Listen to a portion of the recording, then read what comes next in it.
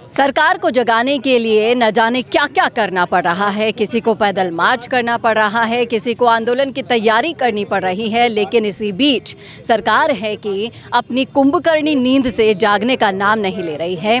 आज मेरे साथ शहीद स्मारक पर मौजूद हैं ऐसे तमाम पूरे राजस्थान से जुटे हुए, यूटीबी कार्मिक एसोसिएशन से जुड़े हुए सभी लोग जो सरकार की इन सारी चीज़ों से परेशान हो रहे हैं। इनकी जो मांगे हैं उन पर अभी तक कोई भी सुनवाई नहीं है।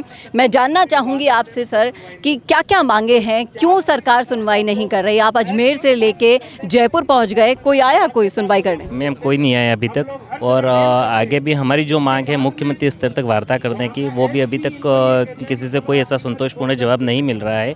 हम समस्त चिकित्सा विभाग में कार्यरत यूटीबी कार्मिक हैं।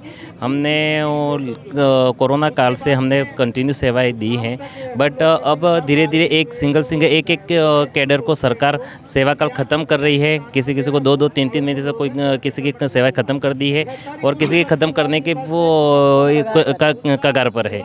बट अब हमारी मांग ये है कि इन सभी कैडरों को रिक्त पदों पर समायोजित किया जाए, बट अभी तक किसी को समायोजित करने की कोई मांग ये मान नहीं रहे हैं।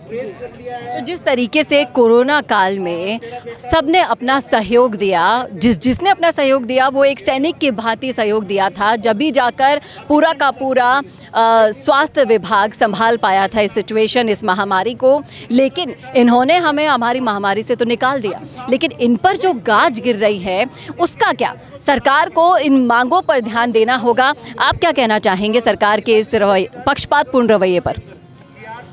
सरकार का जो इस तरह का रवैया है कि जो रोजगार पे लगे हुए उनको बेरोजगार कर रही है और दूसरी ओर सरकार रोजगार के मेले आयोजित कर रही है, ये सरासर नाइंसाफ़ी है इन यूटीबी कार्मिकों के साथ। एक तरफ सरकार जो पुरानी भर्तियां हैं वो कर रही है, बहुत अच्छी बात है, हम उनके पक्ष में हैं, उनको रोजगार दे रही है, हम भी उनके पक्ष में हैं। पर जिनको सरकार ने जो रोजगार लगाया था और आप उनको वापस से बेरोजगार कर रहे हो, ये कहाँ का न्याय है?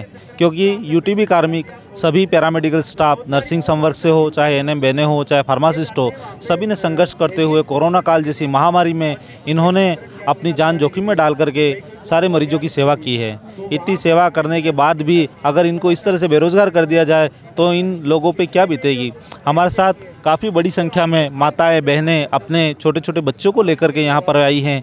हमने पूर्व में भी सरकार को काफ़ी ज्ञापनों के माध्यम से अवगत कराया कि हमारे यूटीबी कैडर में ये समस्याएं आ रही हैं, हमारा एक्सटेंशन बढ़ा दिया जाए। तो कभी कभी सरकारी कर्मचारियों ने एक्सटेंशन बढ़ाया, पर फाइनली इन्होंने धीरे धीरे फूट करो राज करो की नीति अपनाते हुए, फूट डालो राज करो की नीति अपनाते हुए सबसे पहले हमारे रेडियोग्राफर कैडर जो लैब टेक्नीशियन लगा हुआ था उन्हें हटाया, फिर नर्सिंग ऑफिसर को हटाया, फिर एएनएम बहनों को हटाया और अब फार्मासिस्टों को हटाने जा रही हैं।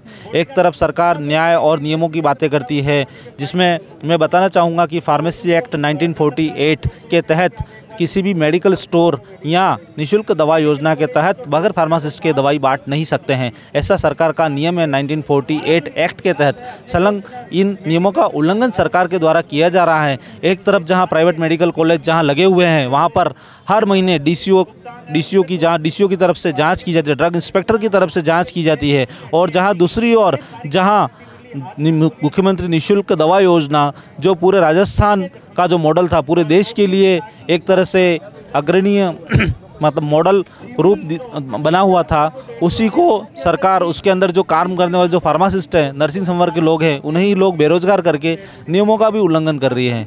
हमें नहीं लगता कि जिस तरीके से सरकार तो खुद ही में उलझ कर रह गई है और आपका मामला भी कांग्रेस और बीजेपी की सरकारों के बीच में उलझ कर रह गया है? नहीं, मैं ऐसा नहीं मानना है। मुझे बीजेपी सरकार और पूर्व की सरकार पे भी पूरा भरोसा है, क्योंकि एक पिता अपने बच्चों के साथ कभी इस तरह की हठधर्मिता का व्यवहार नहीं करता है। मुझे पूरा मोदी सरकार पे पूरा भरोसा है और भजनलाल जी की सरकार पर भी मुझे पूरा भरोसा है। कहीं न कहीं इनको गुमराह किया जा रहा है कि इनके पद रिक्त नहीं है परमानेंट भर्ती होने के बाद भी।